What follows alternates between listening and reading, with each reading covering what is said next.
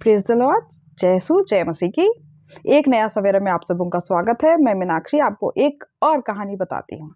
एक डॉक्टर की। एक बहुत फेमस डॉक्टर थे, बहुत जाने-माने डॉक्टर थे। वो एक बार एक कॉन्फ्रेंस के लिए विदेश जा रहे थे। उनको कॉन्फ्रेंस जाना बहुत ज़रूरी था, वो हवाई जहाज़ पे जा रहे थे।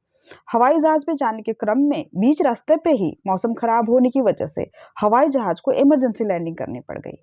डॉक्टर परेशान हो गए, उनको उस कॉन्फ्रेंस पे जाना बहुत ही ज़्यादा ज़रूरी था। अब वो उस एयरपोर्ट से निकले और उन्होंने कैब लिया और सोचा मैं इसी कैब से उस जगह पे जाऊँगा जहाँ कॉन्फ्रेंस चल रहा होता है।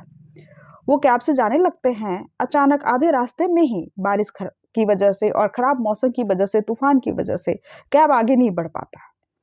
उनको कैब से उतरना पड़ता है और उस सुनसान जगह में उनका जाना-पहचाना कोई नहीं होता है। फिर वो एक घर की तरफ बढ़ते हैं।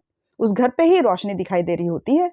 उन्होंने सोचा मैं इसी घर पे रुक जाऊँगा अगर मुझे आश्रय मिला तो।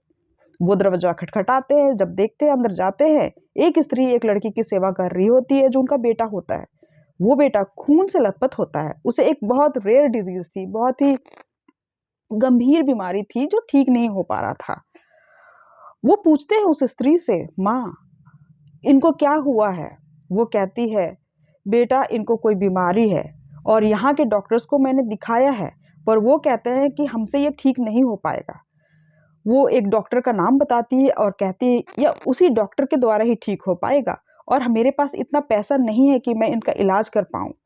सिर्फ़ और सिर्फ़ वही डॉक्टर जो विदेश में रहता है, वही इसे ठीक कर सकता है।" यह सुनकर वो डॉक्टर भावुक हो जाते हैं क्योंकि वह सेम डॉक्टर थे जिसका वो नाम ले रही थी। वो कहते हैं, "वो डॉक्टर मैं ही हूँ।" फिर वो उनको सांत्वना देते हैं और कहते हैं, "माँ, आपकी प्रार्थना सुन ली गई है क्योंकि आपने पूरे मन से अपने बेटी के लिए प्रार्थना की। ईश्वर ने आपके लिए दरवाज़ा खोला और मुझे स्वयं ही आपके सामने उपस्थित किया है।" तो देखिए कितना बड़ा चमत्कार होता है उस माँ की लाइफ में। उस बेटे के लिए एक डॉक्टर आ खड़ा होता है, जिसको वो जानती तक नहीं थी, वहाँ तक जाने के लिए वो सक्षम भी नहीं थी, फिर भी वो डॉक्टर उसके पास खुद आ जाता है। ईश्वर कितना बड़ा चमत्कार कर सकते हैं हमारे जीवन में भी। तो हमें भी प्रार्थना करनी है, पूरे मन से प्रार्थना करनी है, जिस तरह उस माँ ने अपने बेटे के लिए किया होगा। अपना सब कुछ भूल करके प्रार्थना में लगी रही।